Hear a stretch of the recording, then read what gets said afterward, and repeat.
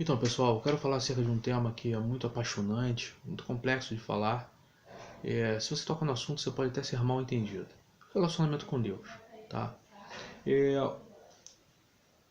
o que está sendo dito ultimamente e o que está sendo colocado ultimamente, que o relacionamento com Deus ele passa sempre pelo belo, sempre pelo romance, não é?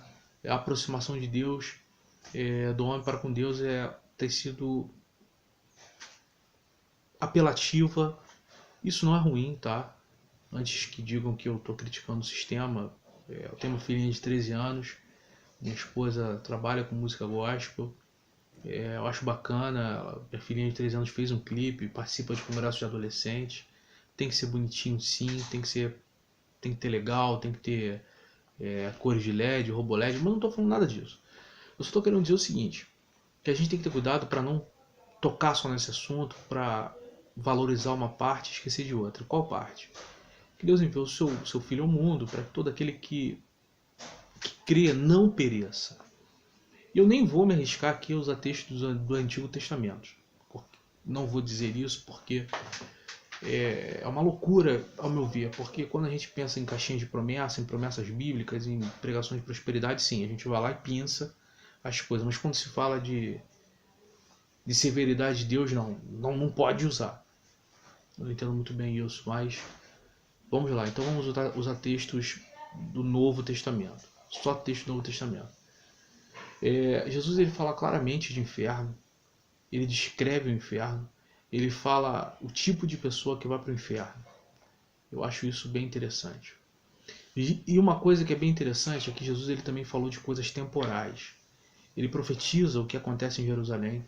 Para quem não sabe o que aconteceu em Jerusalém, no ano 70 depois de Cristo, os judeus se revoltam contra a administração romana e entendem que vão fazer uma reforma. Uma reforma não, uma revolta, tanto em Jerusalém quanto na cidade de João Batista, né, onde João Batista morre. Por lá eles fazem, onde Herodes ficava. E o problema, a questão é que a 10ª legião chega em Jerusalém e arrebenta com os judeus. A terceira legião não tem sucesso, a 10ª chega e arrebenta com os judeus. Eles tiveram que receber na sua cabeça pedradas de 26 quilos, né, que significava um talento de um talento mais ou menos, era a média de que uma pedra era atacada, catapultada para Jerusalém, para os muros de Jerusalém. O cerco foi tão grande, todo mundo sabe o que aconteceu, quando eles entram, arrebentam o templo e até hoje, 2000 anos depois, os judeus estão sem a sua casa espiritual. Isso tudo profetizado e dito por Jesus. O apóstolo Paulo, em outro lugar, Tessalonicenses, fala claramente de anjos que viriam e destruiriam aqueles que não obedecem o Evangelho, fala de um fogo consumidor de Deus. Em outro lugar, o apóstolo Pedro também fala de gente que quando a ira de Deus viria, começaria pela sua casa. A gente vê também Judas falando de pessoas que estão destinadas à perdição. A gente vê João falando de gente que são do engano, fala claramente de flagelos, ou seja, existe tantas promessas de destruição quanto promessas de bênçãos. E aqui você me permite só usar um textinho do Velho Testamento, não quero ofender ninguém que diz que a graça superabundou e somente aquela que existe para os judeus. Você lê claramente Deuteronômio 28 e Levítico 26, espada, espada, espada, espada, espada, e do lado de bênçãos prometidas por Deus. O que eu estou querendo dizer com isso é o seguinte, que o relacionamento com Deus passa sim pela consideração da severidade e, portanto, temor a Deus. Imagine você, vou contar uma história aqui, imagine você, tinha um cara, o nome dele era Sérgio. O Sérgio trabalhava como escrivão para um desembargador. Trabalhou 1, 2, 3, 5 anos, 20 anos. Esse desembargador se apegou ao Sérgio, gostava muito do Sérgio.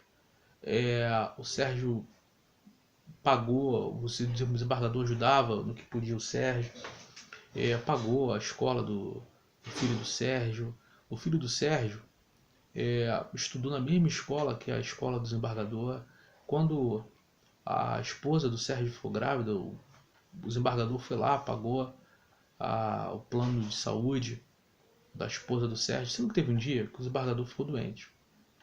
E o Sérgio entendeu porque ele tinha tanta comunhão com o desembargador, e o desembargador conversava acerca com o Sérgio acerca de suas decisões e tal. Eu até perguntava, porque o Sérgio, ele fez direito, até perguntava do Sérgio, o que o Sérgio achava e tal.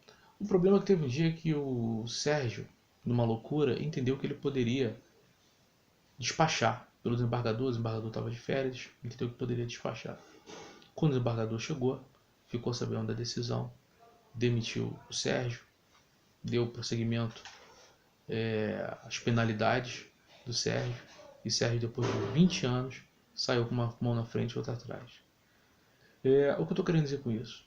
O que eu estou querendo dizer com isso é o seguinte: você pode ter todo amor por Deus, compor músicas, fazer músicas, agora não esqueça da severidade com Deus. Isso não vai dar a você a possibilidade de adulterar, de pecar, de falar mal, de entender que por conta de seus serviços prestados, você pode ter uma vírgula, colocar uma vírgula onde não tem vírgula, que você pode pagar, eu e você podemos pagar um preço caro. Então o temor do Senhor é o princípio da sabedoria. Então, mediante isso, a gente tem que entender que Jesus Cristo fez muita coisa boa, muita coisa legal. Agora, ele só não enviou uma legião de anjos. Ele falou que ele poderia enviar uma legião de anjos naquele momento, por causa que tinha uma coisa proposta para ele. Mas é que ele poderia fazer, ele fez, e depois, mesmo não enviando, Jerusalém que mata seus profetas, acabou morrendo e sucumbindo. E onde era um templo, colocaram onde era o templo de Jerusalém. Logo depois, coloca-se ali o que? Uma homenagem a Júpiter. Logo depois, uma igreja. Logo depois, o que está lá? O Domo da Rocha. A adoração aos muçulmanos. Ou seja, severidade também faz parte da comunhão e da relação com Deus. Então, esse é um pensamento que você possa entender e pensar naquilo que comumente nós dizemos, que para cima é melhor não brigar. Um abraço, fica com Deus.